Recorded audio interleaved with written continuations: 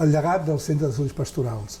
Sí, diem bé llegat perquè, si bé com a tal el centre ha acabat el seu camí, però dona pas a una realitat nova que es posa en marxa ara a la Facultat de Teologia de Catalunya, que és aquesta càtedra de Teologia Pastoral arquebisbe Josep Pont i Gol. En recorda que fou arquebisbe de Tarragona i gran impulsor del treball de la tarraconense, de les esglésies de Catalunya.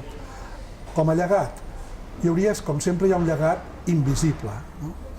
Però real, que és tota aquesta formació i renovació que va impulsar, sobretot en l'immediat postconcili i molts anys després, de tornar a posar en acció a molts preveres, religiosos, laics, per la comunicació de l'Evangeli, per ajudar a organitzar les comunitats, les parròquies, els moviments, tot aquest treball que es va rebre en forma d'estudi, en forma de cursets, en forma de lectura, i que això va inspirar accions i decisions i maneres d'organitzar la vida pastoral, doncs això és un llegat molt important.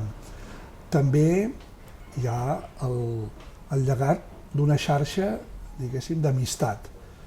No és l'objectiu principal, no és un club d'amics, però sí que tants professors, tants alumnes, tants companys, passant hores fent cursos junts, amb seminaris, amb debat, preparant també tots els equips que van anar preparant successivament la revista Quaderns de Pastoral, que és el llibre que avui presentem i que aquí també això és un llegat, no? Tot el conjunt de reflexió que hi ha en aquesta revista, amb molts temes que encara són actuals, però hi ha aquest nivell d'una amistat, d'un sentir-se equips apostòlics, equips al servei de la vida evangèlica a les nostres esglésies. Això també és un llegat molt important.